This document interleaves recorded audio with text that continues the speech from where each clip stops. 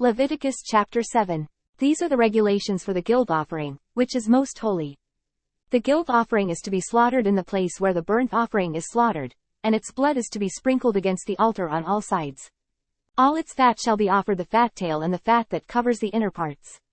Both kidneys with the fat on them near the loins, and the covering of the liver, which is to be removed with the kidneys. The priest shall burn them on the altar as an offering made to the Lord by fire. It is a guilt offering. Any male in a priest's family may eat it, but it must be eaten in a holy place. It is most holy.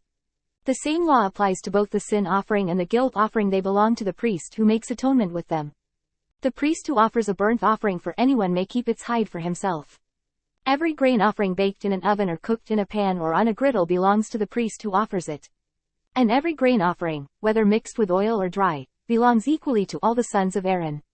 These are the regulations for the fellowship offering a person may present to the Lord. If he offers it as an expression of thankfulness, then along with this thank offering he is to offer cakes of bread made without yeast and mixed with oil, wafers made without yeast and spread with oil, and cakes of fine flour well kneaded and mixed with oil. Along with his fellowship offering of thanksgiving he is to present an offering with cakes of bread made with yeast. He is to bring one of each kind as an offering, a contribution to the Lord. It belongs to the priest who sprinkles the blood of the fellowship offerings. The meat of his fellowship offering of thanksgiving must be eaten on the day it is offered. He must leave none of it till morning. If, however, his offering is the result of a vow or as a free will offering, the sacrifice shall be eaten on the day he offers it.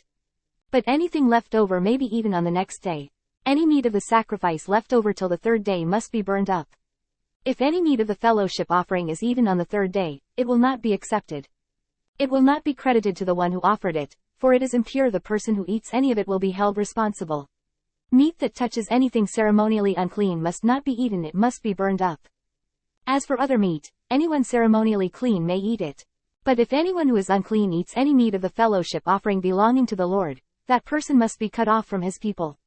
If anyone touches something unclean, whether human uncleanness or an unclean animal or any unclean, detestable thing, and then eats any of the meat of the fellowship offering belonging to the Lord, that person must be cut off from his people.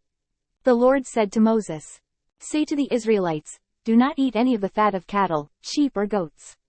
The fat of an animal found dead or torn by wild animals may be used for any other purpose, but you must not eat it.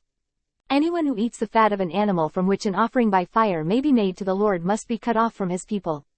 And wherever you live, you must not eat the blood of any bird or animal. If anyone eats blood, that person must be cut off from his people."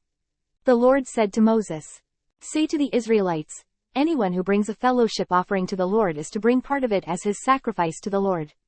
With his own hands he is to bring the offering made to the Lord by fire. He is to bring the fat, together with the breast, and wave the breast before the Lord as a wave offering. The priest shall burn the fat on the altar, but the breast belongs to Aaron and his sons.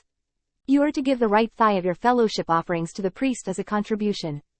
The son of Aaron who offers the blood and the fat of the fellowship offering shall have the right thigh as his share. From the fellowship offerings of the Israelites, I have taken the breast that is waved and the thigh that is presented, and have given them to Aaron the priest and his sons as their regular share from the Israelites. This is the portion of the offerings made to the Lord by fire that were allotted to Aaron and his sons on the day they were presented to serve the Lord as priests. On the day they were anointed, the Lord commanded that the Israelites give this to them as their regular share for the generations to come. These, then, are the regulations for the burnt offering, the grain offering, the sin offering, the guilt offering, the ordination offering and the fellowship offering, which the Lord gave Moses on Mount Sinai on the day he commanded the Israelites to bring their offerings to the Lord, in the desert of Sinai.